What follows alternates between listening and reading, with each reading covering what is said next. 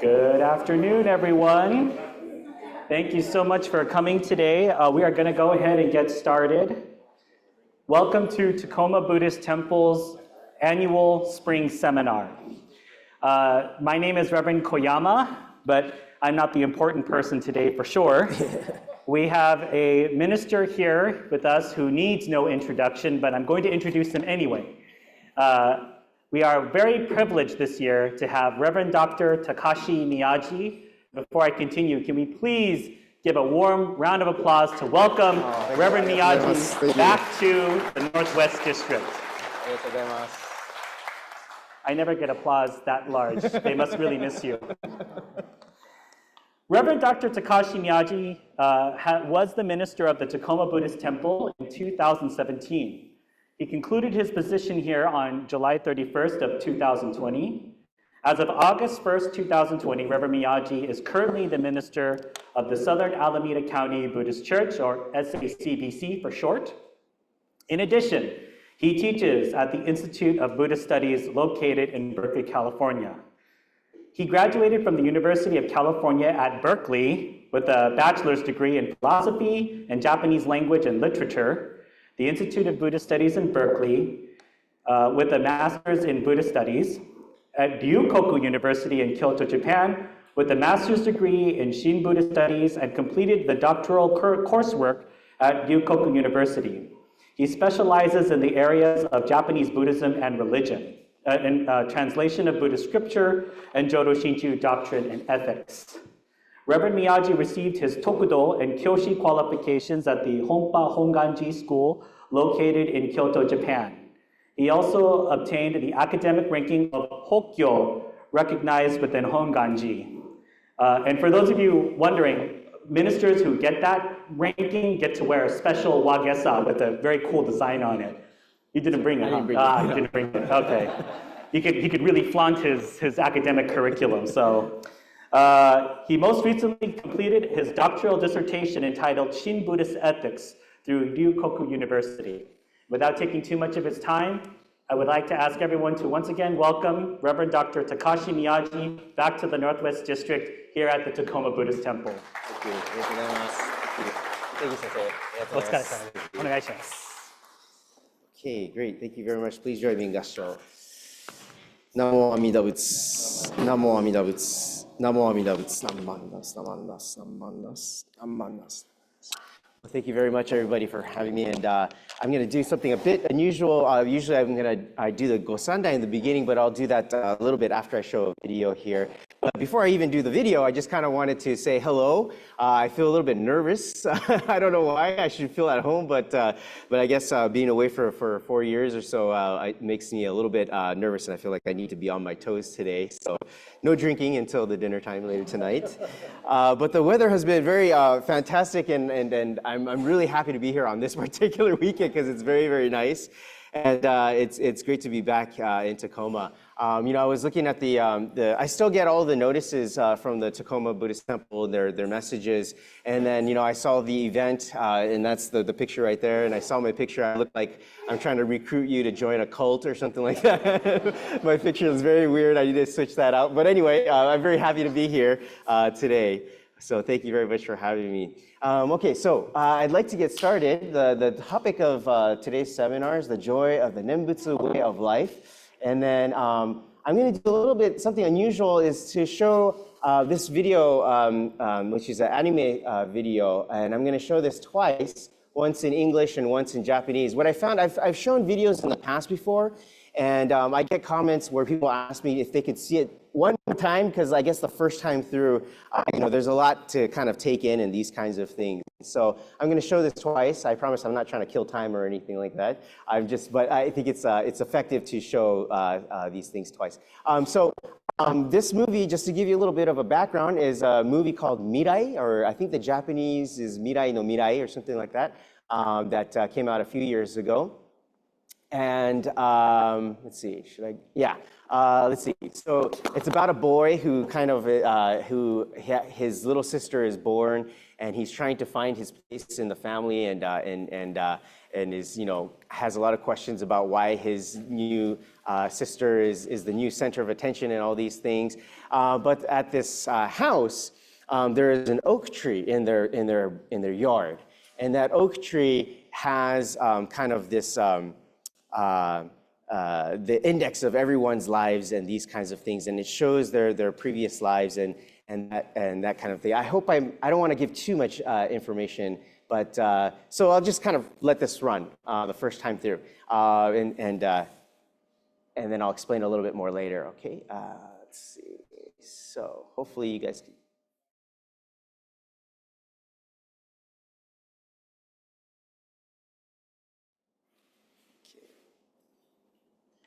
So I'd like to start with a reading today, which is today's kind of theme.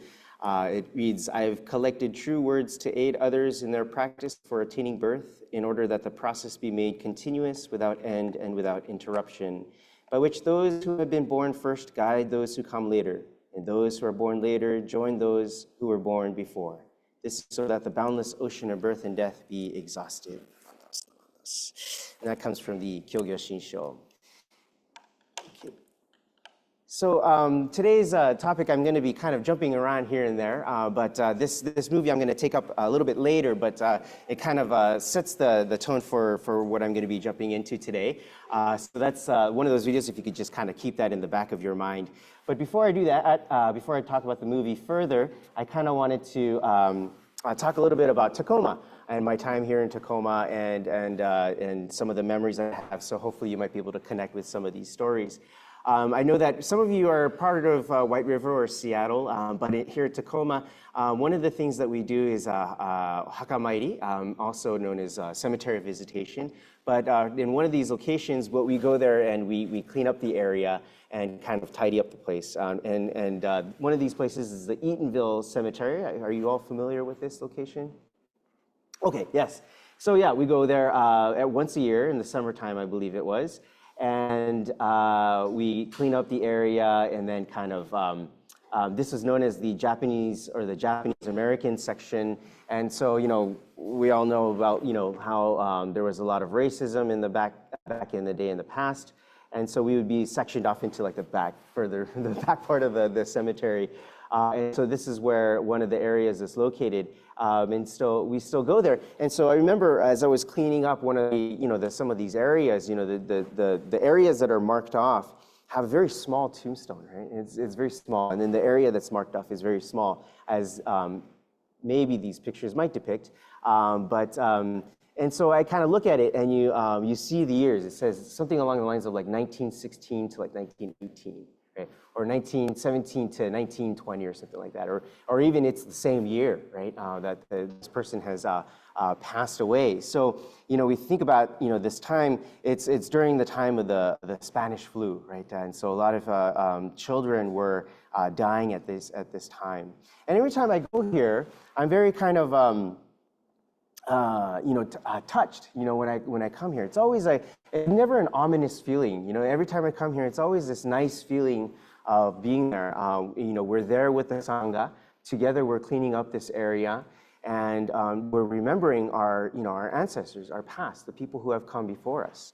And a lot of times what people say is that, if someone dies at like 45 or like 50 years old or something like that, or some kind of illness, and they die early, it's like, oh, I hate when they go young, or this person had so much to live for and is gone from us for too early, or something like along these lines.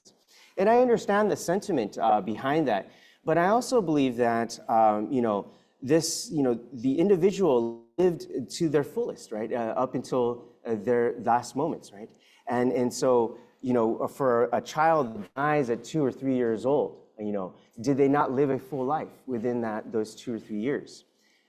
Who are we to kind of judge that a full life is one that goes to 90 years old or 100 years old or something like that, right? That these children or these people who have passed away are, in a sense, to me, my bodhisattvas, right? They are guiding me to understand the world of impermanence. And when they show me this, they become my teachers, right?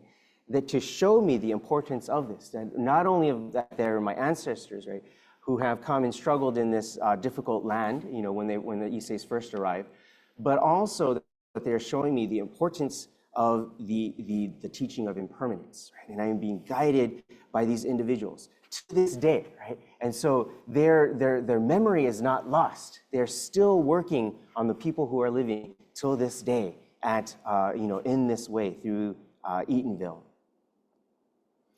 And so, let me collect my notes here.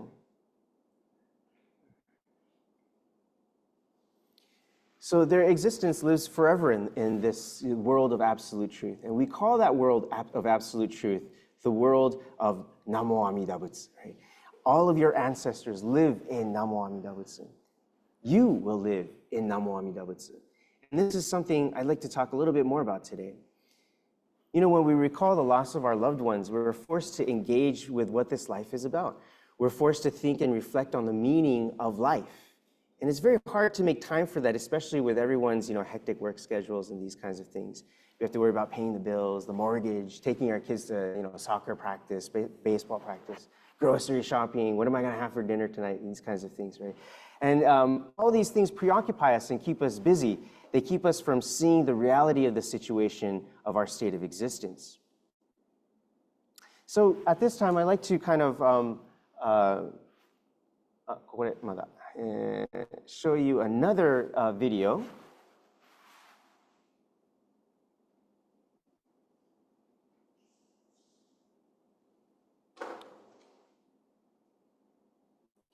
And in this video, it's they asked a number of 100-year-olds, what is the advice that you want to leave behind for the future generations? Has anybody ever seen these videos?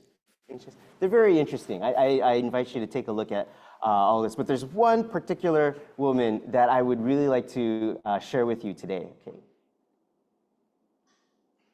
There's nothing like it. Go back here. Story, because that's especially if it's the first time, there's nothing like it.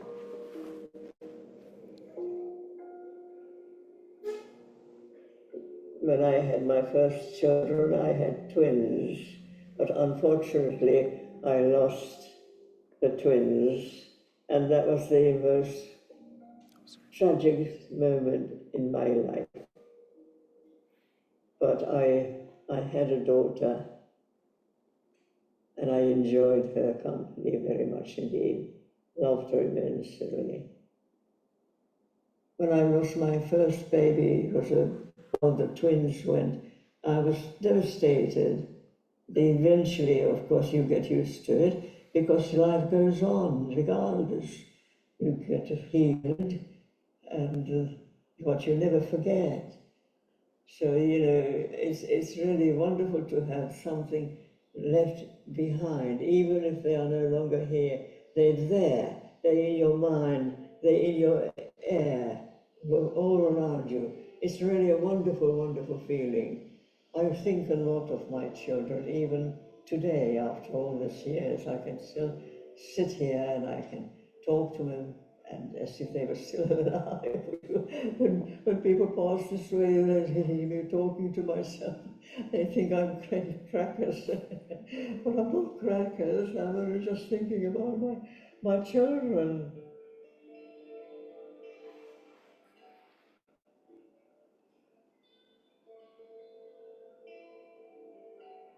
Any regrets? None. None whatever. I can tell you right from my heart. None whatever. Ever. Okay.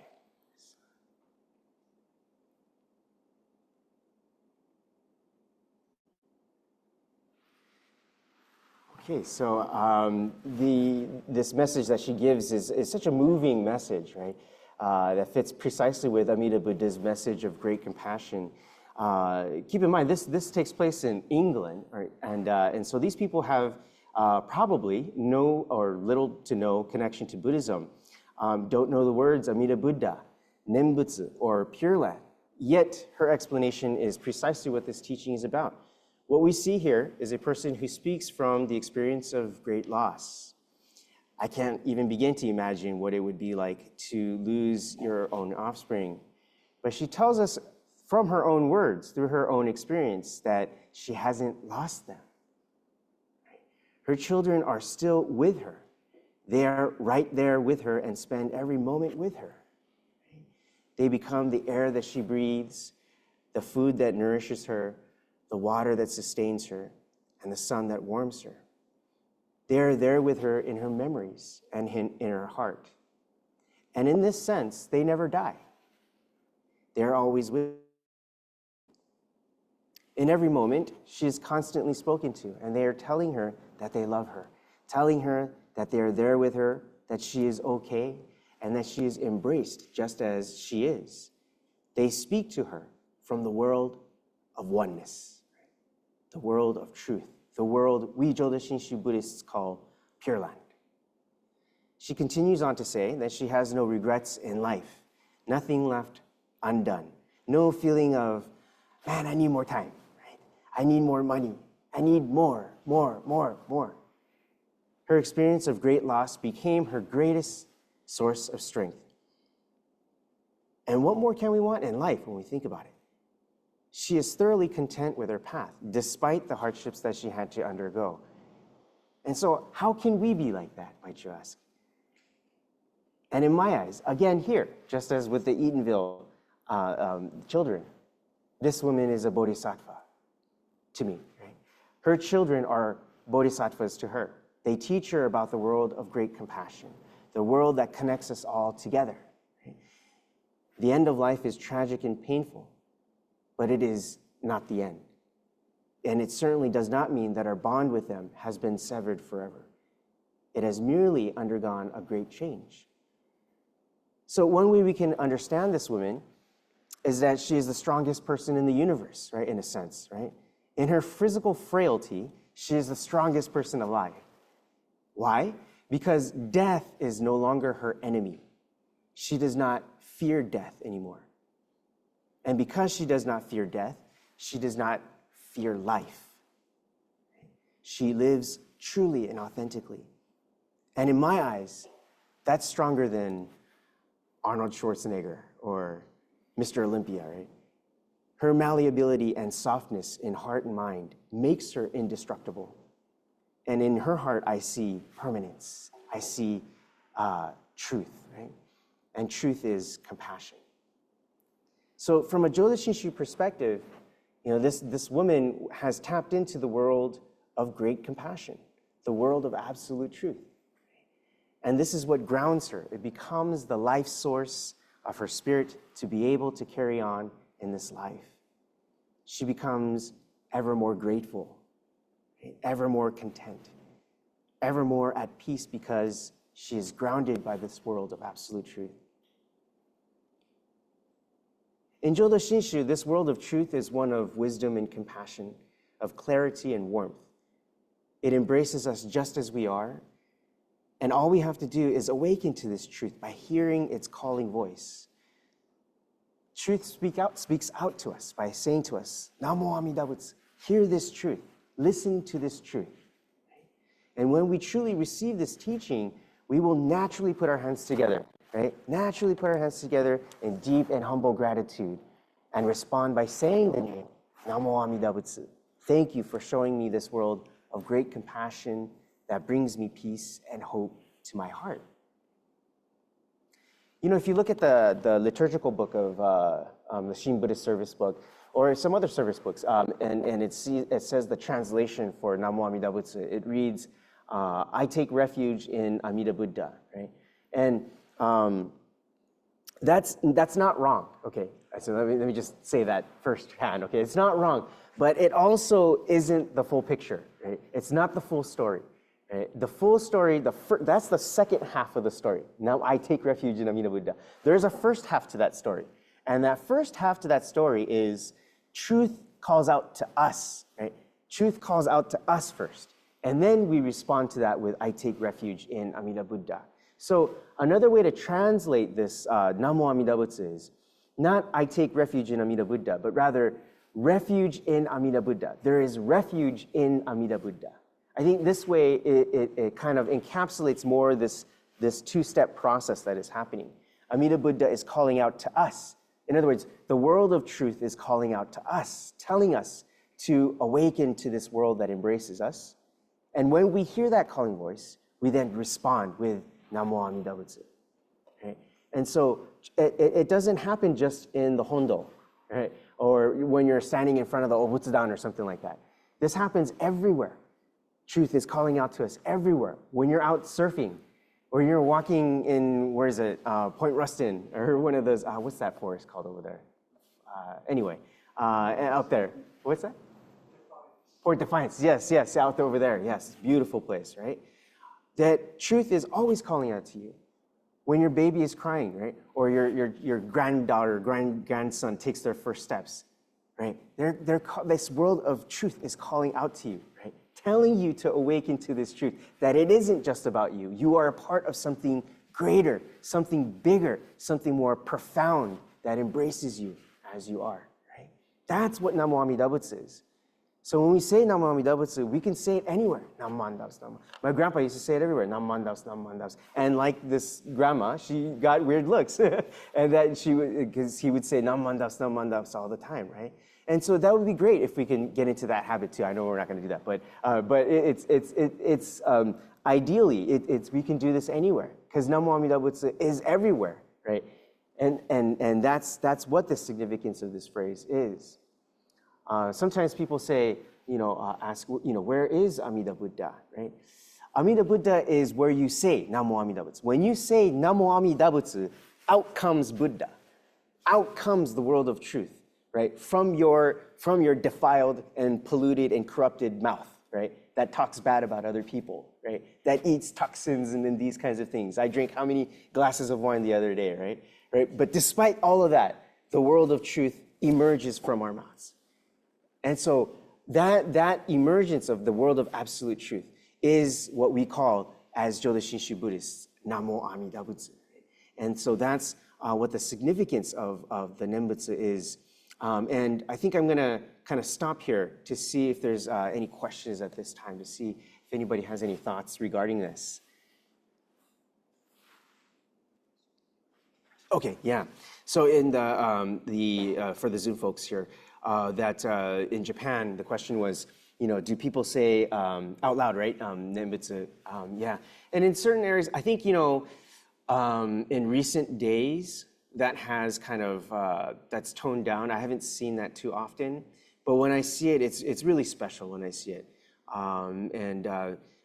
There are parts, of certain parts of Japan that are very fervent, in their practice. And so I think there are certain regions where Jodo Shinshu is very much alive and very much strong. And those areas, people will say Nam Mandaus very much.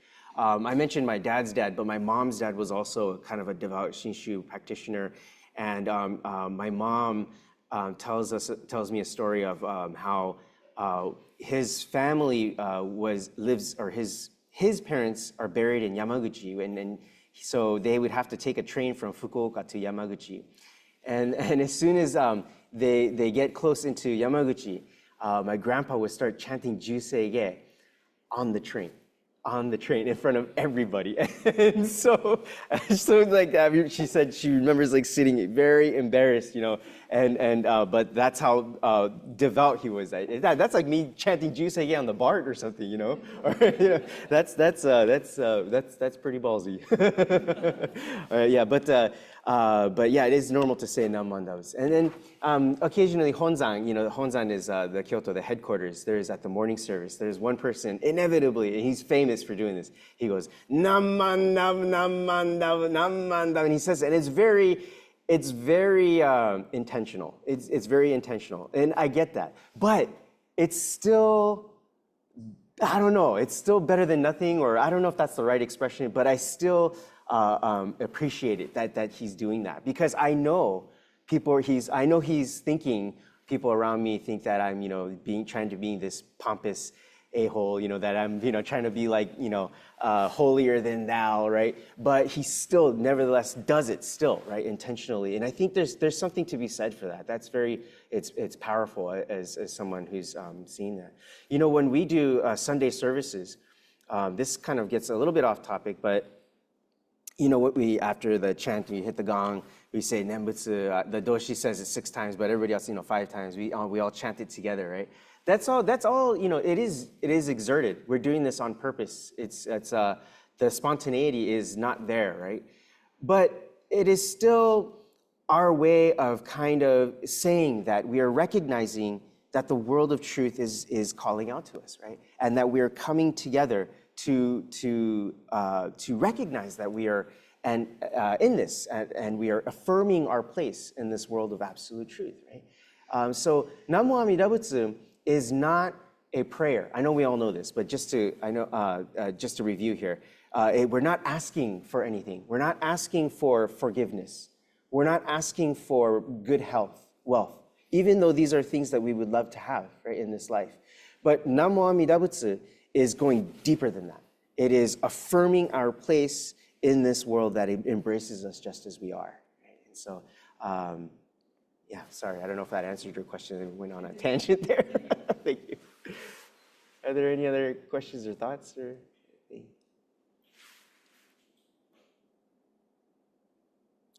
どの時点で休憩したらいいんですかね? Where should I take a break, Takashi sensei? You have it Till 4, huh? Yeah. This is your show. Oh, okay. All right. Thank you. Maybe I could take like 1 or 2 more thoughts, and then we'll take a little break. So please feel free to. Even just one family. Right. So the comment was how the person was struck by how it was moving to see how the director, the writer, was trying to depict, the family history line, right? Is that correct? Did I get that right? And yeah. It's something that I would like to touch upon again in the second half. But yeah, it was really amazing. And so, admittedly, I showed you a good chunk of this of the thing, and I wanted to show the train station part on purpose because I believe that part is relevant to what we're talking about here in Buddhism. And also, this movie Mirai no Mirai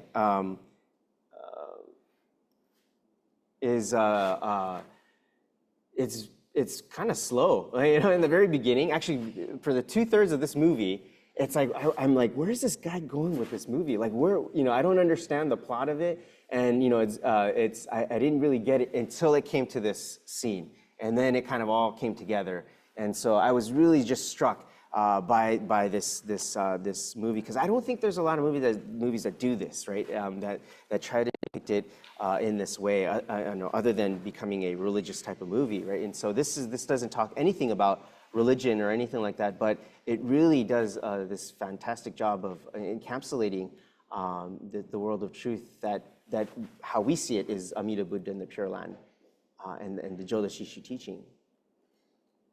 Thank you. Any other thoughts? Okay, why don't we go ahead and take a 10-minute breather here and then start back up at 2:50. Okay, all right, thank you.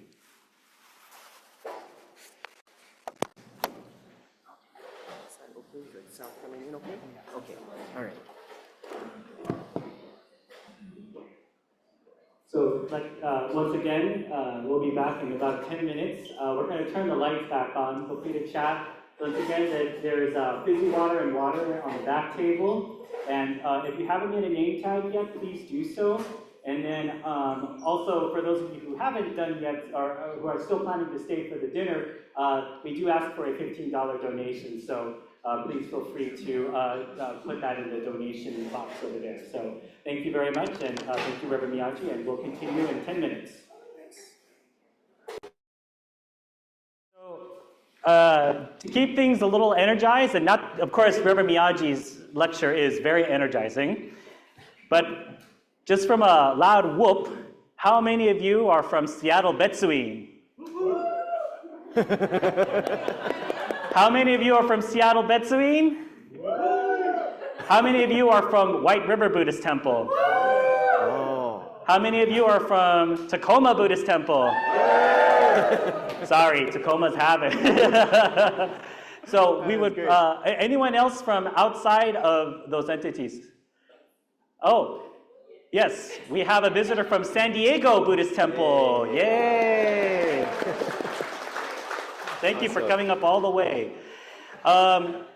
We want to just thank you all so much for coming and supporting this wonderful event again.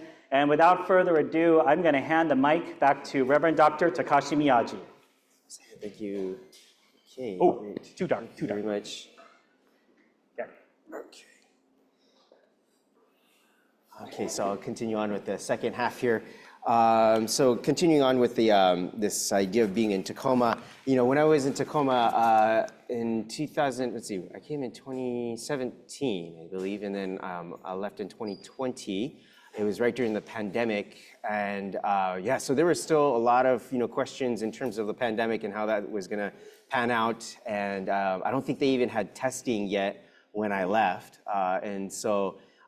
But actually, it kind of worked to my benefit because there was not too many cars on the road, even though a deer came out and I hit a deer with the rent-a-car. But it was okay, and so there was no damage to the car. But yeah, that did happen. But anyway, while I was in Tacoma, I learned a lot of things. Yukawa Sensei and Michiko-san, and were there to kind of bring me under their wing and kind of show me all the members in Tacoma and how the temple works and these kinds of things. I'm grateful to Kusunoki Sensei also when I got there at Seattle, showing me how not only do they do things in Northwest District, but also as a Kaikyoshi minister in BCA in general, right? And so I was really just like straight out of West Point, just I had no knowledge of anything. And so and Kakihara Sensei, of course, was the previous minister here at Tacoma, who showed me everything from how to do obupan to the signboard outside and all that stuff. So I'm really grateful that I came to Tacoma, and of course the Sangha here is just great. So when I was in Tacoma, one of the members at the time invited me to go down to Olympia, where there was like a dance, Olympia Dance Festival. I think that's the name of it. And so when I went down there, I took my wife and son there, and it was really nice to see that this I think it was at one of the convention centers or one of the auditoriums there, and there's all these different dancing groups that came, and most of them were children that came to do different kinds of dance, everything from like jazz to hip hop to tap dance, ballet, ballroom dance, Irish dance, traditional Chinese dance. And so it was just a real great cohort and a great mix of kids. And it was everything from little children to adults. I believe it was like belly dancing group was even there. Has anybody, just to get an idea, has anybody ever heard of this Olympia Dance Festival? Oh, okay. There's a couple people, yeah, that know somewhat. Okay, yes. And so, yeah, these pictures are straight from the website. But anyway, so I got a chance to see this. And when you get there, there's hundreds of people there. It's like theater-style seating, and so there's many people there. Many of them are the family members, of these kids. And I don't know if it's because I'm getting older or in age, or it's because I have like a son now. But it wasn't so much about the performances themselves, right? Which are they're good. Don't get me wrong, they're good. But it was more about kind of watching the kids up there, right? and performing kind of their hearts out. And they must have practiced on hours to get this choreography right. And the whole time you see nothing but smiles on these kids' faces, and you just get this sense of focus and kind of losing themselves in the moment of their performance, right? And it was really nice to see. I'm sure they're really nervous before the event started, because there are hundreds of people who are sitting out there, but they all gave it their best shot, and they did a great job. And these kids were all kind of when I saw them, in a way they were all kind of completely immersed in their activity, and they're glowing in a way, right? I don't know if it's because of the limelight that was shining down on them or what, but in my eyes, they were all glowing, right, in a sense. And so, I think that, what allowed them to do that was that they knew that they had this support and this love and the encouragement from the audience. They were able to focus and give their best because they knew that even if they had failed, they would still be kind of supported, loved, right, and cheered on. And so they did a good job, and they put on a really great show. And this point is also explained in the sutras. In the passage, it comes up in the what's known as the larger sutra. So in our tradition, in the Jodo Shinshu tradition, one of the Pure Land schools, right? There's every tradition of Buddhism, every denomination of Buddhism has at their basis a sutra or a few sutras, typically 3, that are the basis for that tradition's kind of establishment. Okay, and so our tradition was founded by Shinran Shonin, but his teacher was a person by the name of Honen Shonin, and Honen Shonin established 3 Pure Land Sutra, or 3 sutras that became kind of the basis for the Jodo Shu tradition. Does anybody know what the names of these 3 are?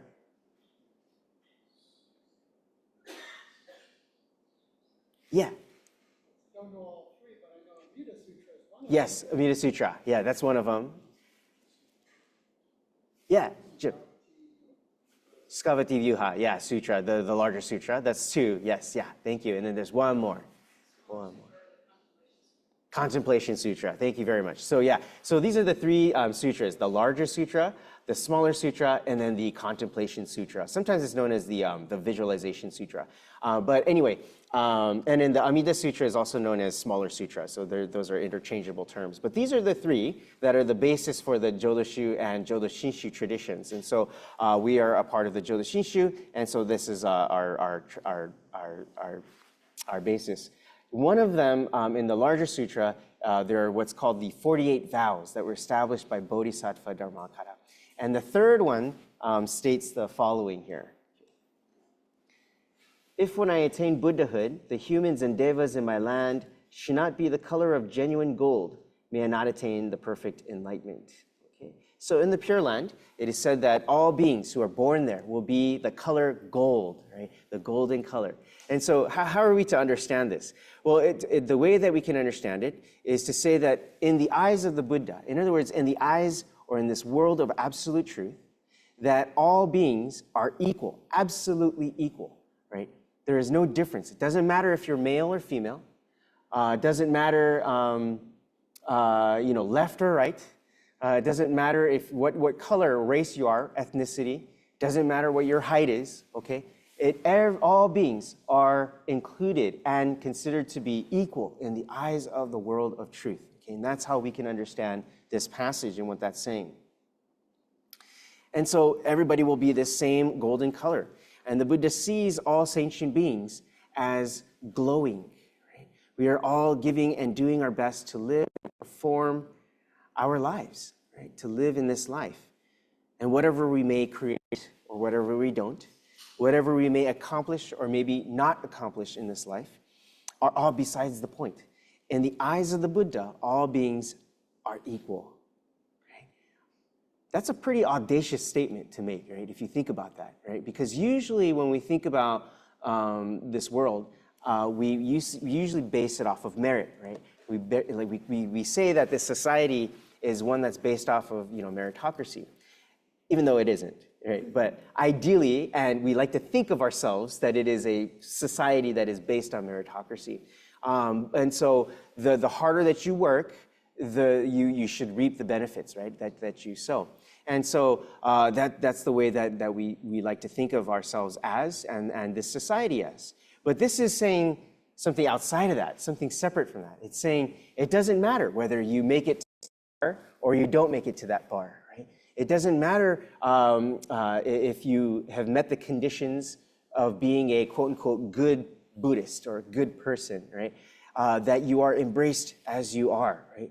And so there's a lot of, granted, there's a lot of disclaimers and explanation that's needed there to explain that away and why that is the case. But nonetheless, the statement is that you are embraced as you are and you are considered to be equal in the eyes of the Buddha. So in this world, we deem people as, worthy, unworthy, deserving, undeserving, good and evil, though we have no absolutely, or we have no no place in making these kinds of decisions about others. Right? We always seem to kind of forget this point. And, sometimes when I see the TV, particularly right now, on the news, I just kind of want to scream at the screen, right? You guys are all brothers. Why are you killing each other? This makes absolutely no sense. You're killing your own nephews and nieces, okay? And this makes no sense. And so it's very, sad and frustrating to see the news right now and the sorry state of delusion that we are finding ourselves to be in. And I can only feel a sense of pity and shame as a human being, a part of this human race. And despite all of this, however, there is still hope. There is still a beacon of light and warmth that shows us the path out of this delusion.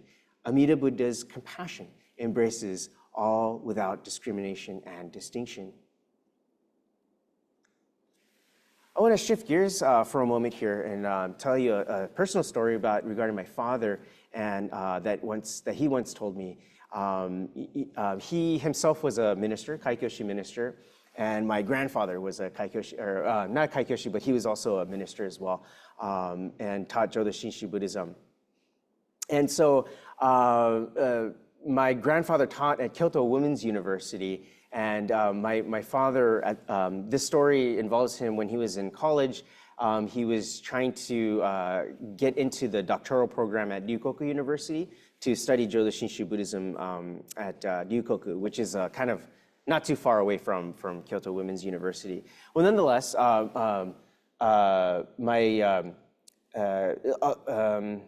my grandfather was kind of well known. Sorry, I don't mean to say it to my own or the family line, but he was kind of well established in that area, and so a lot of people knew him, and so there was a lot of pressure on my dad to do well, okay, and to pass this exam and be on the doctoral program, okay, but unfortunately he didn't pass this test and he didn't get into the program, so he failed the exam. And he was really embarrassed because he felt like he brought shame to himself and his family, and so he had to go tell his dad about this, right? And so when he goes to tell his dad that this happened, he didn't, he thought that he was going to get scolded and that he should try again next year, right? And that he has tarnished the family kind of name and that kind of thing, right? But when he explained what happened, my grandpa did something very kind of peculiar. He took my dad to the Obutsudan, the small family altar, right? And together they chanted Jusei together, right? They chanted together. And so, I think, for my grandfather, was telling my dad, he was telling him, it's okay, the Buddha accepts you just as you are. And because the Buddha accepts you just as you are, no matter how hard you try, that I accept you just as you are, right? No matter how hard you try. What's an exam anyway, right? And such things don't matter when it comes to the understanding of Amida Buddha's great compassion. And so being a traditional Japanese person, my grandpa couldn't, really say, I love you, son, or anything like that, right? So he had to kind of say it in an indirect way. Go to the Obutsudan, and together they chanted together, right? Yoku ganbatta ne. I still love you, right? And my dad tells me this story. And so when he tells me this story, I know that my grandpa is telling me, right, that Takashi, you are okay, right? You might fail, you might not fail, but you are still accepted as you are. The world of truth embraces you just as you are, right? There is a way to find happiness that is not based on fleeting circumstances, right? Happiness that is defined by our egocentricity will always be fleeting. It will be an illusion. True happiness, then, must come from outside of ourselves, must come from this world of truth. So returning back to this Olympia Dance Festival, in the example of the dance event, the source of true happiness, then, is the audience that cheers on and encourages the performers. Their applause and cheering provide the energy for the performers and lets them know that they are being supported by a warm, kind, and compassionate working. And furthermore, the performers can't see the audience, right? Because of the limelight, when you're on stage, you can't see, everything's just black out there, right? That you can't see them, but you can hear them. Right? You can feel the love, the warmth, right? And this is what the warmth that we call, as Shin Buddhists, the world of compassion. Right? This world boils down to compassion for us Buddhists. This is what gives us strength. Amida Buddha and all other Buddhas and Bodhisattvas, your ancestors, right, are all cheering you on right now, right? They're all telling you, live, right? You have our support. Right? You cannot see them, maybe. Maybe you cannot hear them. But you cannot hear them because you haven't been nurtured to hear them. That's why we come to temple. That's why we come to Sunday services and listen to these Dharma messages, because it is here that we start to hear and learn how to hear this world of absolute truth. So the life source that sustains me is the audience that cheers me on, encourages me and tells me it's okay to mess up. I'm fine just the way that I am. Right? And when we have someone or something or some teaching in our corner, right, we have the will and the hope to be able to live our lives to the fullest. And that someone is Amida Buddha and the innumerable amount of ancestors that came before us. This is the teaching of the Nembutsu, right? When we come to understand the teaching of Amida Buddha's great compassion. So just like my grandfather telling my father, Amida Buddha, the world of truth embraces him just as he is, so too does the world of truth embrace all of us just as we are. So happiness then is not about, whether we get that six-figure salary or the big house in the nice gated community. I just visited the Proctor area and I was like, oh my gosh, all these homes are so beautiful, right? But then also the other thing is, you can't, I tell people, you can't take your, I don't know, I didn't really see too many Teslas out here, but in California, every other car is a Tesla. I don't know what that's all about, but I always try to say, you can't take your Tesla with you when you die, right? That there's something more to this life than just, material things. Is life just about owning a bunch of stuff? Is it just about owning a bunch of stuff and passing on that stuff to our next of kin? No, right? There's something much more that has to be going on. There is something much more that is going on, but we have to open our hearts to that, right? And it is this great compassion that we open our hearts to that is the energy that gives us the strength, right? The hope, the audacity to live our lives to the fullest and dance with joy to the music of life. That the same thing that these people were doing. Right? So with that, I'd like to, let's see, how much time do we have? Okay, yeah. Maybe come back to this, this movie segment of Mirai no Mirai. Just for the time, in the interest of time, I won't show the movie again. But the movie is in a short form, is where this boy kind of slips in time and goes back in time and goes into the future. So this story, the plot plays with the issue of time, okay, makes it very fluid, right, as opposed to this linear time span. And so this little boy, the girl that comes to grasp him, is actually his sister, his younger sister that is just born, right? And so it's her from the future. So, but on another level, it is a movie where the plot invites us to think about, what it would be like if we can slip into different time periods and see what led to us today and where we're going in the future. I especially like this movie because it gets us to think about the timeless reality that embraces all things, right? And so that one scene about Yuko, the pet dog, right, is depicted as a child and the mother, right? That's a very touching scene. I always thought about that too, about like our pets, they get separated from their moms. Is that ever like what kind of a toll does that have on the psyche of our pets? But it was just really touching to see that was put in there intentionally, right? And so. I think there are many ways to interpret this movie.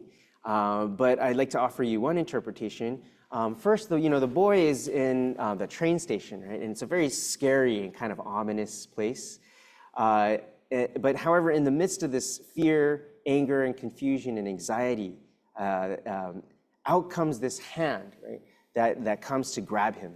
And that's his younger sister, Mirai. Right? So for this boy, his guide out of this world of delusion was his sister, Mirai. Right?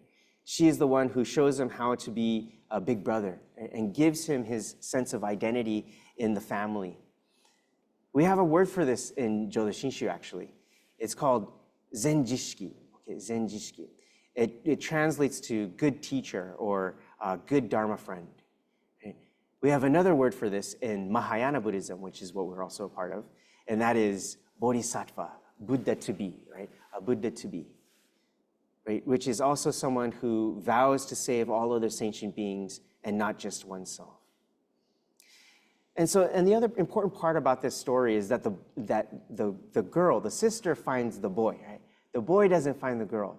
The girl finds the boy, right? And so that's also very Jodo Shinshu-esque, but I'm not going to go into detail. I'm going to kind of continue on, right? And so continuing on, then, when Mirai explains this oak tree as being this index of the family, that's precisely what Amida Buddha is, right? Amida Buddha is our Oyasama, as they say in Japanese, our spiritual parent. Amida Buddha knows and sees all things that came before us. Now I know what you're thinking. You're thinking, but wait, that sounds like Amida Buddha is some kind of God, right? Some kind of deity that knows all things. But that's not what I was taught about Buddhism, right? I was always taught about Buddhism about, meditating and seeing the world through my own lens. I must find my own truth, right? Just as Shakyamuni Buddha did, right? To which I will say that might be part of Buddhism, right? But that's the Buddhism that has been sold to you, right? That's sold to you in the grocery stores or in the bookshelves at Barnes and Nobles, right? It is Buddhism, right, for the purpose of relaxation, or Buddhism for looking cool, or living an alternate lifestyle other than Christianity. It is a superficial Buddhism that has become popularized in America. It's not all wrong, okay? I'm not saying that it's wrong, but it's certainly not the full picture either, right? Buddhism is much more than that. We have to get deeper. We have to let Buddhism speak to us. We have to get it get to its core, which is the issue of soteriology, right? Which is a hard word for the issue of salvation, right? Buddhism is a religion. It is not a philosophy, okay? This isn't some idea that some guy came up with 2,500 years ago and said that everybody should follow this truth, right? Truth actually utilized that person to make itself known in this world. So truth made itself known to us in this world through Shakyamuni Buddha. Shakyamuni Buddha did not make truth. He discovered it, right? Truth came to reveal itself through us. Through Shakyamuni Buddha. And so truth is this, what is truth then, you might ask? Truth is embracing. It is salvific. It is clarity. And truth is warmth. Okay. So going back to this movie, the oak tree is truth in and of itself. What we pay homage to in our tradition is not our ancestors per se, rather it is the tree that our ancestors return to. Our ancestors are all included in this tree. And as it turns out, tree is a very important concept in Buddhism. For example, let's see, I don't know if you can see.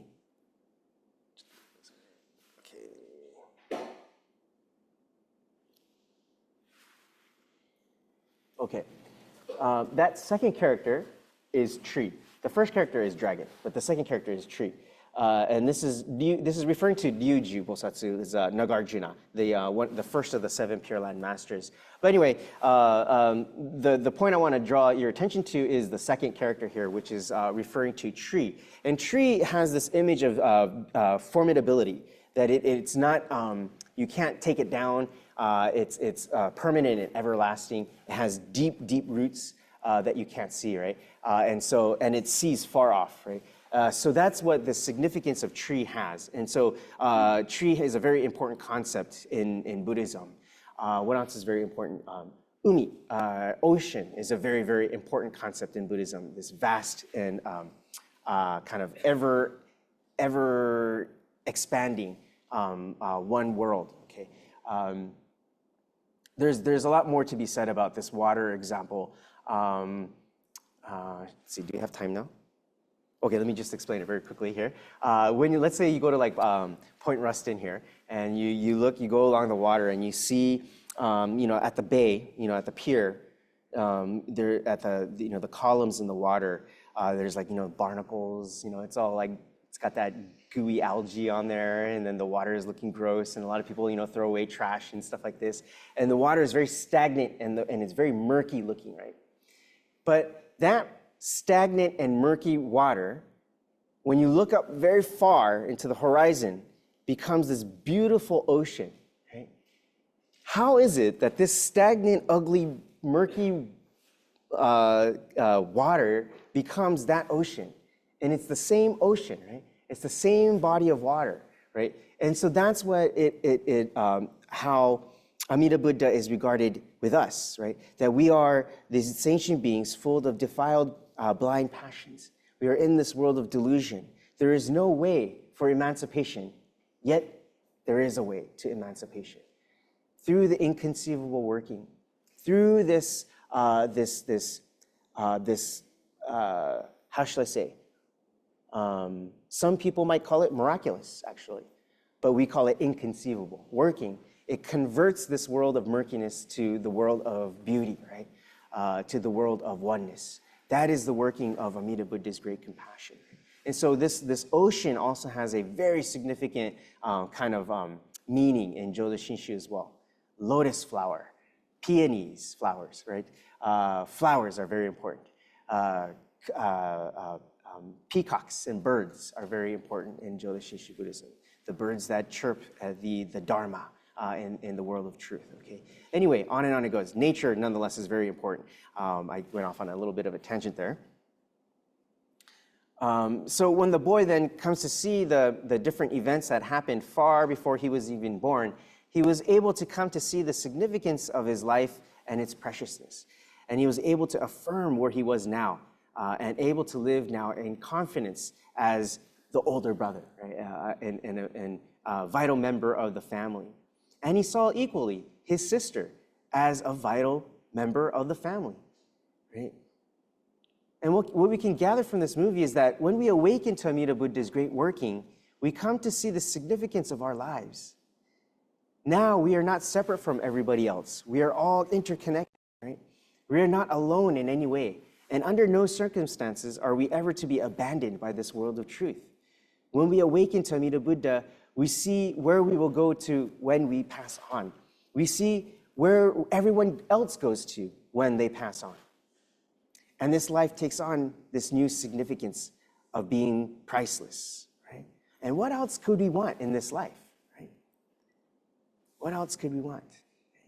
And so that's kind of the significance that I take away from this movie, from Mirai no Mirai, and hopefully it has been kind of interesting for you to also see this kind of Buddhist take on this movie.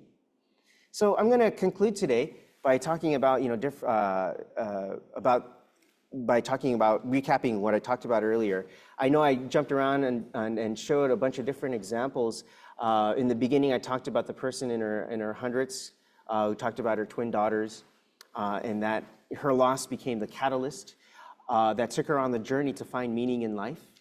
And what she came to understand was that although they might be physically gone from her, they are nevertheless still with her in her heart. Right? And they continue to live with her. They continue to teach her and guide her to the world of truth. And next, I talk about the children dancing on the stage, all of them shining brilliantly, regardless of whether they were good or not. It was their turn to be in the limelight, and they danced their heart out, perfect as they are, right? And the audience was cheering them on too. And in the same sense, we too are being cheered on by our ancestors. When we say Namo Amida Butsu, we are recognizing the past and previous generations that are telling us to live our lives just as we are. Next, my father's failure became one of his greatest memories of his father. A story where a father tells his child that Amida Buddha embraces him regardless of what he does or does not do in his life. It is a story of compassion that knows no hindrance. And finally, I talked about a movie that helps put into perspective how we can understand Amida Buddha. Amida Buddha is the world of truth that contains all of the past, present, and future lives. And in this movie, this truth gets depicted as the oak tree sitting in the middle of the family's house. In this world of Saha, the world of delusion, truth manifests itself to us in the form of Amida Buddha. Right? And so, Namo Amida Butsu it all centers on this. And this is what brings me this joy in my life. The joy of the Nembutsu way of life. What brings us this joy is awakening to this greater reality that manifests itself in different ways. And I gave you a couple of different examples, through movies or my father's story, what I saw at Olympia. But each and every one of you are going to have your own stories about the passing of your pet dog, about your grandma that cooked you that last time, or about a loved one that you weren't able to say goodbye to, right? Or all these different examples and stories that are telling you about this world of truth that is speaking to you. And I think if we all kind of reflect on our lives, we start to see the significance of this. And the more that we do this, the more we start to realize that indeed we are embraced in something that's much bigger than just ourselves. And we become grateful in this life, right? And that's, I think, the real power of this teaching. And so with that, I'd like to close, and thank you very much for your time, and I'll open it up to discussion and questions. But let's please join me. I have collected true words to aid others in their practice for attaining birth, in order that the process be made continuous, without end and without interruption, by which those who have been born first guide those who come later, and those who are born later join those who were born before. This is so that the boundless ocean of birth and death be exhausted. Namo Amida Butsu. Namo Amida Butsu. Namo Amida Butsu. Namo Amida Butsu. Namo Amida Butsu. Namo Amida Butsu. Namo Amida Butsu. Thank you very much. I apologize. That's the one I just read. So I kind of open this up to kind of questions at this time, or comments, criticisms. Well, why don't you think about that? There was one comment that I had during the break that mentioned, in our liturgical services, that there's, a lot of times there's time allotted for quiet sitting. Not every temple does this, but some temples do. So during this quiet sitting, is it okay to do the Nembutsu? Can we say Nembutsu during this time? Because I know I should be kind of mindful or quiet about what others are doing during this time. I think the answer to that is a resounding yes. You should be able to say the Nembutsu despite the fact that there is, dead silence, but it is all the more that this contrast of this silence, that the Nembutsu comes out, that we hear the ringing of the world of absolute truth that comes out. That is why we are here. We are here to call, to hear the calling voice of truth. And so I encourage you, please, to say the Nembutsu, whether that's deep, in a low voice, or like that person at Honzan that says Namman, Namman, whichever way is okay. If you got the guts to be able to do it, I encourage you to do so. You could also chant on the train too. You're more than welcome to do that. Yeah.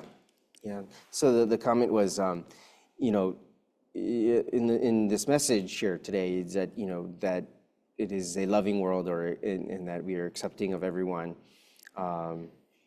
But there's war in the outside world, and if we go on the buses and the trains, there are people that are attacking each other, and we don't see them as good people. So how am I to respond to this? And that's a very difficult issue, because I think it's different from person to person. And then the other thing is, but I think one of the key ways to, or respond to this, and the key things to remember, I think, is that that this self is subject to the same things that that other people are doing. That I get angry, right? That I feel frustration, and that I don't take into consideration other people's feelings and things. And Shinna Shoni has a word for this. He calls it a bonbu, a person of bonbu, a person who doesn't see truth as it is, or fails to take other people's feelings into consideration. And I think when we really kind of hone in on that, and yes, we can go the other extreme too, where it's to the point where it's too self-deprecating, too negative. Then that's also unhealthy too as well. But I think it's also good to kind of put things into perspective that we are not perfect individuals, right? And that and I think when we then respond to a particular situation, however we feel that is appropriate in that particular moment, that in the premise of our decision making, that we had this understanding that we are imperfect individuals ourselves.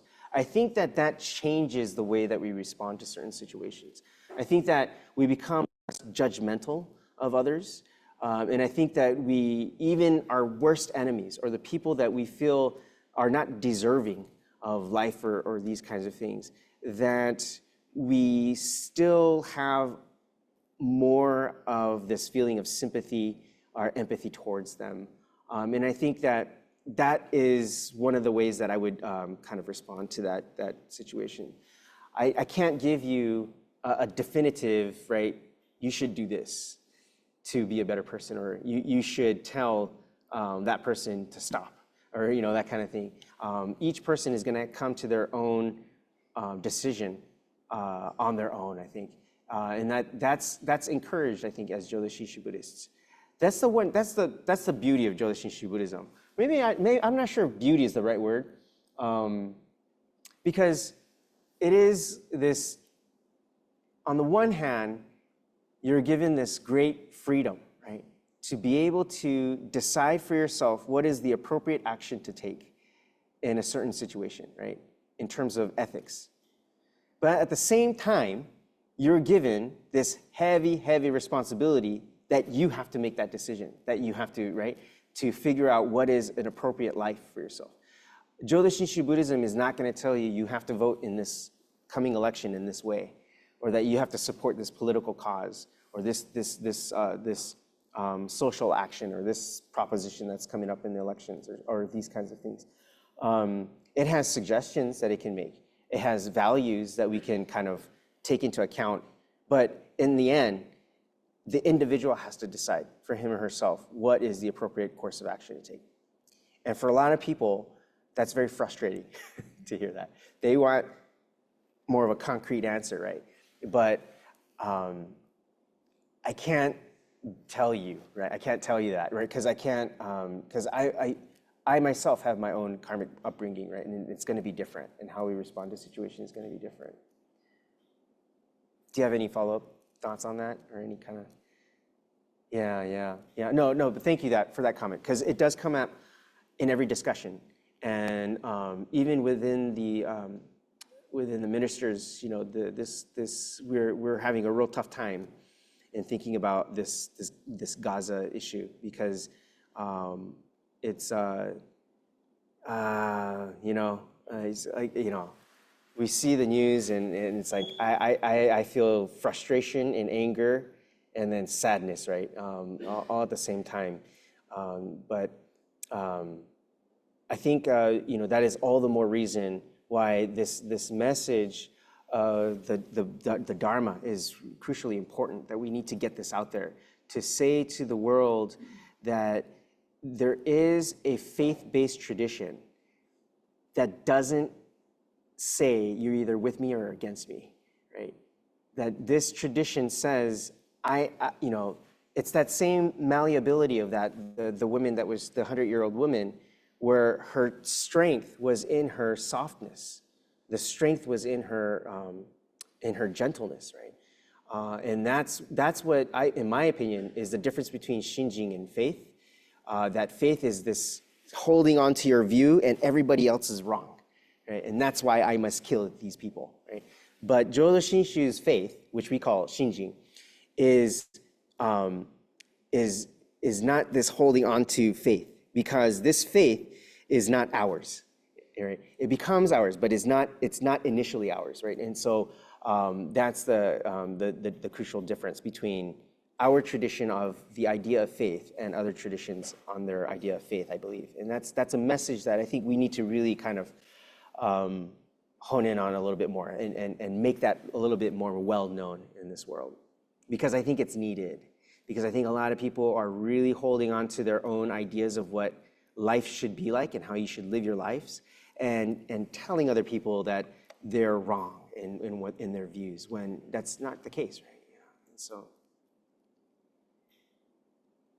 it's like kind of like I don't know if this is a good example, but the other day I had to take the yesterday, yeah, I went to Seattle, and apparently Joe Biden is here. All right, and so the freeway, the GPS guided me off the freeway, and so I had to go through like Des Moines and through SeaTac and took the surface streets, right? And that too was also really packed, right? But there's all these different ways to get to Seattle, right? And why is it that the freeway is the only right way, right? That can't be the case. There has to be a million different ways to get to Seattle, right? Why is it that the freeway is the only right way? It doesn't make sense. And Jodo Shinshu Buddhism, I feel the strength of Jodo Shinshu Buddhism is where it says there are a ton of different ways to get there, right? We have found the way that allows us to get there in the easiest and most accessible way possible. And it's a path that's worked for me. If it doesn't work for you, then find your own path, And that's what Shinran Shonin is. That's why Shinran Shonin's message has existed for 800 years now. It's because of his just brutal honesty with his self, that he is a person of blind passions, but also that he was awakened to this truth that is not so, strict, not so in your face, and like bogging you down. That there is this gentleness to this teaching, and that gentleness though is the true strength, I believe. And also, in his interview, Bruce Lee says that, I forget I'm going to paraphrase here, but he says something along the lines of, water is very soft, right? But, when it becomes ice, becomes very hard, right? And so water can be, it can be both of these things. So he says, be like water, my friend. In the end, that's what he says. And it's the same way, right? I think our message is the same thing with this Shinjin. It's not this holding on to, my faith and my faith only. It's, I've awakened to this, I've actually been allowed to awaken to this truth that brings me to this great joy in this life. But other people are going to get to that in their own way, right? And so, and to allow room for that to be able to be possible, I think is one of Jodo Shinshu's greatest strengths, I think. Mm-hmm. Yeah. Right. So the comment is that we have this firm belief that, and Jodo Shinshu's greatest point is that that kind of gets swept away. And as Nagarjuna points out, that you're on solid ground, but the joke's on you, and that we can free ourselves from the straitjacket that we find ourselves in. And I really do believe that that's the case. That's what Jodo Shinshu offers,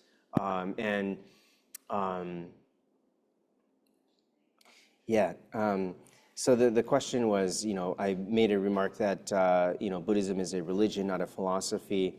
When I think of religion, I think of Christianity. But I feel that, Buddhism is a philosophy, right?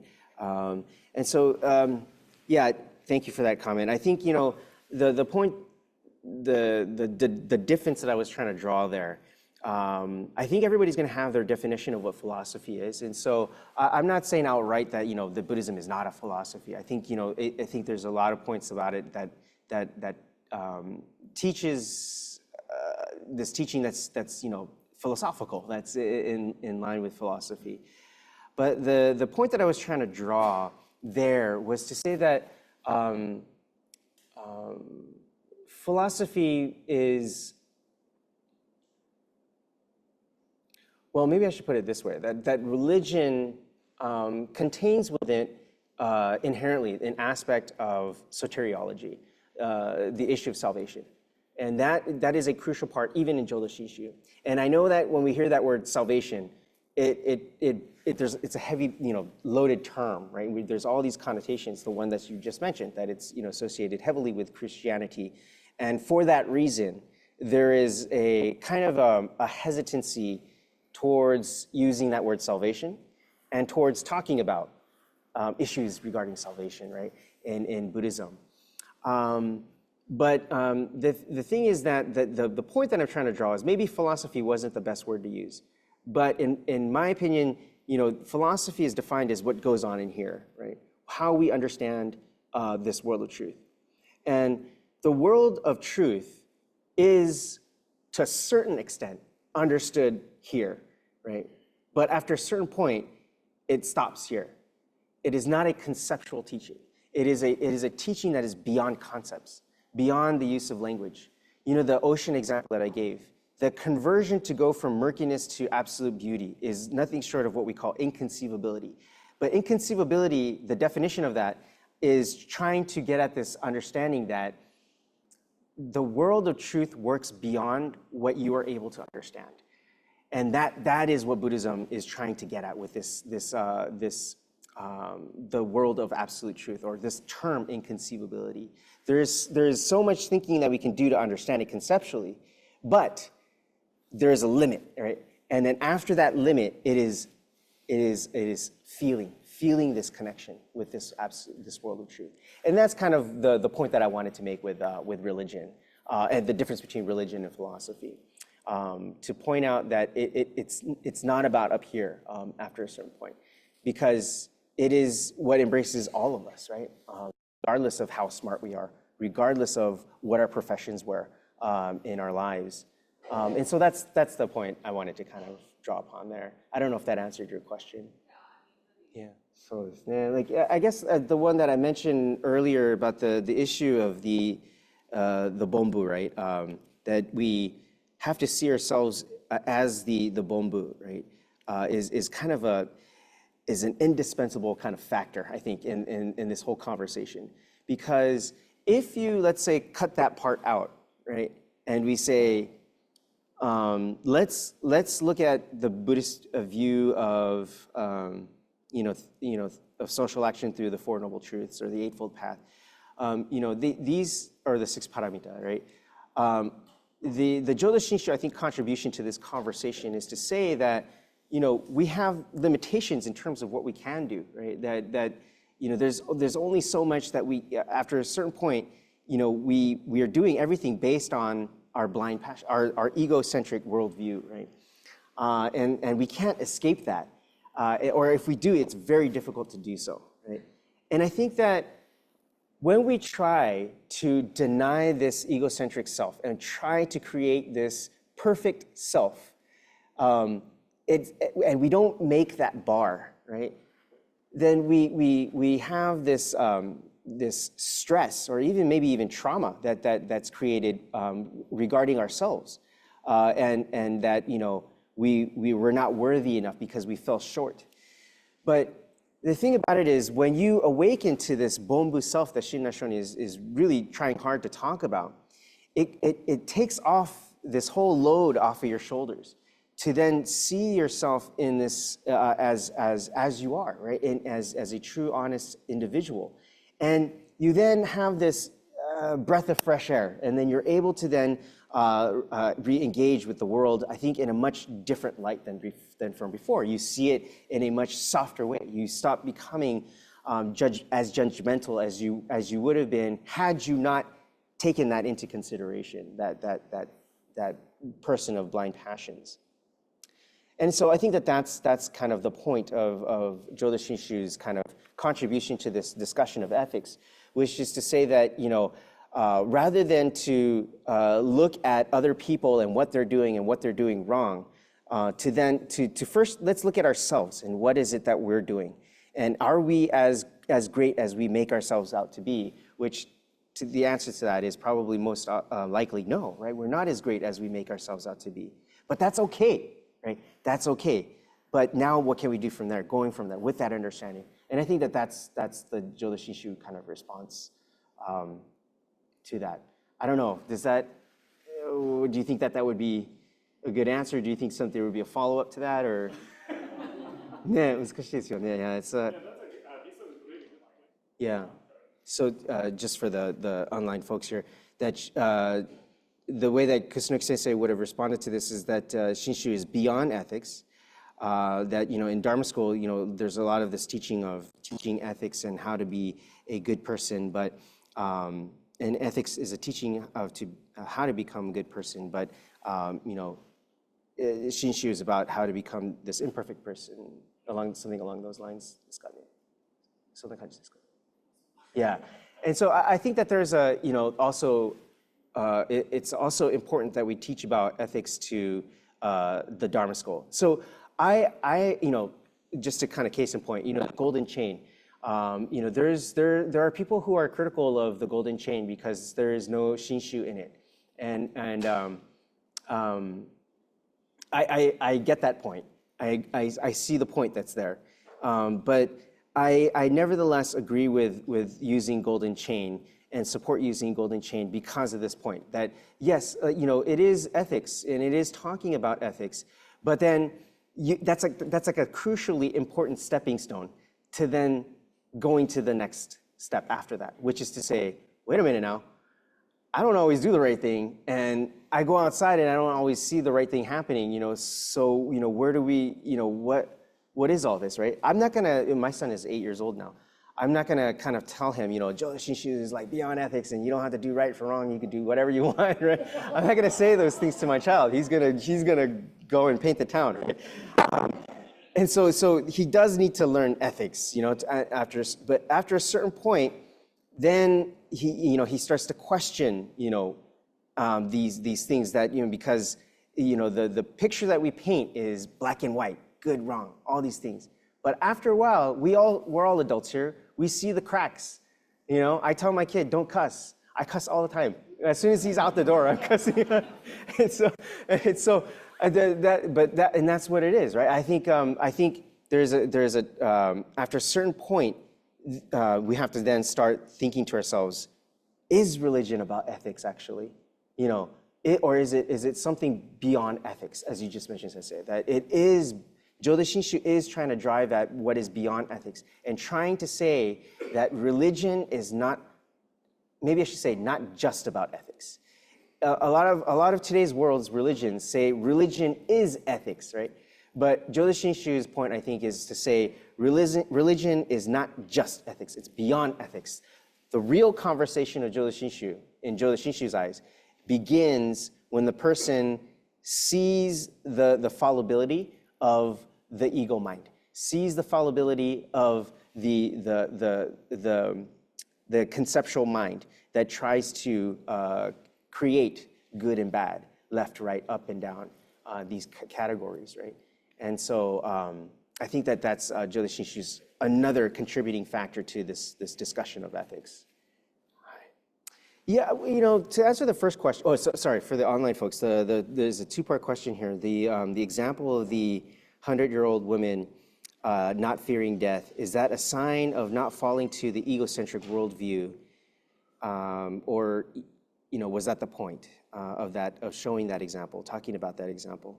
The second question being, have I arrived there, myself, me? And so I think the way that I would respond to this would be to say, I think she has this part of not fearing death, I think, is, a little different from what I was kind of driving at with the egocentric self part. I think maybe even if she did kind of come to terms with her egocentric self, I think the bigger answer that she came to, that she arrived at, was that her kind of limited life that she has isn't going to end when she physically dies. And I think that she came to that understanding through her children, because the children are speaking to her in her heart and mind, right? And that she's having these conversations as if they were there with her alive, right? And so that becomes much more important than to her than her salary or what she owns in this life and these kinds of things. Have I arrived there? I think to that point, no, because for me, if I were to lose my son, I don't, or my wife or any loved family member, I don't think I would be able to respond in the same way, right? And so I don't see myself as having arrived at not fearing death. The other thing I want to kind of point out is that a lot of times people try to say, let's use Buddhism for social action. Let's use Buddhism for this social cause. Let's use Buddhism for trying to find 5 minutes of relaxation in my day, right? They try to use Buddhism for all these different things, but we have to kind of come back to what Shakyamuni Buddha was trying to do in his life. Shakyamuni Buddha was trying to come to terms with the fact that he was going to die. That is what started Buddhism, and that's what the teaching of Buddhism is. Coming to terms with the fact that I am going to, that this life is suffering and that I am going to die, right? And so when he comes to this understanding, come to terms with this, when he is able to find the resolution to the fact that he's going to die, which is awakening to the Buddha Dharma, he is able to then live his life fully, right? And I think when we come to terms with our death, with our own personal death, we come to terms with this life. And I think that that's the central kind of point of Buddhism. And that, it is important to think about Buddhism and ethics, Buddhism and social issues. Okay, I'm not saying that we shouldn't do that, okay? We should do that, and think about how to apply our values to the social issues and these kinds of things. But we also have to keep in mind that this is always about the self. This Buddhism is always about the self, the introspection. I know that sounds very counterintuitive, but it's like, when you go on the plane and they explain to you that when those oxygen masks come down, that you have to put yours on before anybody else's, even your own children. If you have offspring, you have to put yours on first. It's the same concept. If you cannot save yourself first, you cannot save anybody else, right? And so we have to come to terms with our own personal mortality, our own personal suffering, that we are going to die, right? And that when we come to understand this and appreciate this through the Buddha Dharma, then we can then spread this teaching to other people. And so to answer that second part, I think, no, I haven't arrived there. Yeah. Mm-hmm. Mm-hmm. Did you have a follow-up thought or anything like that? Yeah. Okay, all right, thanks. Yeah, I saw a hand over here. Just Joe? Joe, did you have a hand or someone had a hand? Oh yeah, Laverne, yeah. Yeah, so the comment there was, how do we respond to ethics? Ethics can be problematic in that there's judgment that entails it, and for the person gave an example of the services for the those who are going to go off to boot camp, and they're essentially taught how to kill in their training. So is it wrong to kill? Are there circumstances that in which I have to kill, like if I have to defend myself or my family and these kinds of things? So maybe things aren't as black and white as they're portrayed to be. And I think from a Jodo Shinshu perspective, or one Jodo Shinshu perspective, is to say that in an ideal society we would not kill. We would not like to kill, but as you just said, it's not black and white, and so we live in this what we call a kitanai world, right? Kitanai is dirty world, and sometimes we're forced to do things that we don't want to do, right? And so, it's a tough issue, right? And so, and I think I agree with you. Jodo Shinshu doesn't say that it's black and white, and Jodo Shinshu actually says that everything is gray, actually, and the fact that we have to make it black and white is a difficult thing to do. And I think that that's why BCA, Jodo Shinshu, are very hesitant to say things, in regards to a certain, political stance and these kinds of things. There's also the whole, there's another added layer of the, the JA community and being sent off to camps and the difficulty in the assimilation to American culture. So, there's also that angle too, which makes it doubly difficult for the BCA to make an actual concerted response to a certain situation. But I think that that's, we're always told that we need to have a stance on every single social issue. But, I don't think we need to have a stance on every single social issue. I think that as Jodo Shinshu Buddhism, it's okay to say, we don't know, sometimes it's this side, sometimes it's that side, and it's hard because, there are both sides, to, like, for example, abortion, the issue of abortion. I get the sentiment that, we don't want life to end, that we want life to be supported and continue. And so as Jodo Shinshu then, are we going to say in all situations we need to be in support of life? But then I also get the other side of that extreme, right? There are certain situations in which nobody wants an abortion, but that's what was needed for this particular case, right? That was appropriate for this particular case. We have to take it case by case, right? If we're going to take it case by case, then we can't say across the board, right? And so I think that that's the Jodo Shinshu response, that we have to take it case by case, and that there isn't a black and white rule that we can just lay down on everybody. Again,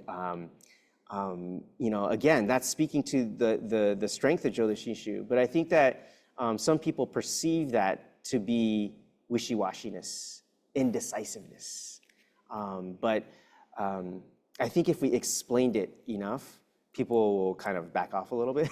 But I don't think we've done that quite yet too much, or enough, to the point where people were like, oh, okay, fine, kind of. I think they're still kind of like, oh, those Buddhists are very indecisive, but yeah. Okay, is it time now? Okay. Thank you. I, of course, don't want to end this. Oh, I have it right here too. That's yeah. Thank you. Where would I be without Reverend Cindy? So of course, I don't want to end this this really wonderful seminar and discussion, but we are at time now. But don't fret. Once again, we have an hour in between now and dinner. Take this time to socialize with each other. But before we do, I'd like to, first of all, please let's have a wonderful round of applause for Reverend Miyaji's wonderful seminar again. Thank you so much, Sensei, for agreeing to visit and for talking to us so much this weekend. I would also like to acknowledge a couple of other very important people. Of course, you're all very, very important. Let me just, for the record, as a preface, you're all very important. But I would like to ask our Rinban Kusunoki Sensei to stand and be recognized. Reverend Kusunoki from Seattle, who is our Rinban of the entire district. And then, of course, our retired and wonderful, what would we do without our Reverend Yukawa. Please be recognized. And then, of course, in the back, like I said, where would I be without Reverend Cindy of White River Buddhist Temple, who is... All the people mentioned are Kaikyoshi ministers. And for those of you who do not know, Kaikyoshi means overseas messenger, right? So we are tasked with the head temple of delivering the message of Master Shinran Shonin, of Amida Buddha's wisdom and compassion. And I can't say, and I definitely know that we got a wonderful, wonderful message from Reverend Dr. Takashi Miyaji. And for the record, I call him when I need doctrinal clarification on something. So I always, if I was like, I have to make sure that what I am saying is doctrinally sound. I call Reverend Miyaji to make sure. So Reverend Miyaji is a wonderful, wonderful resource for myself. So thank you very much. So thank you all very much. This will conclude this year's 2024 Tacoma Buddhist Temple Spring Seminar. Please.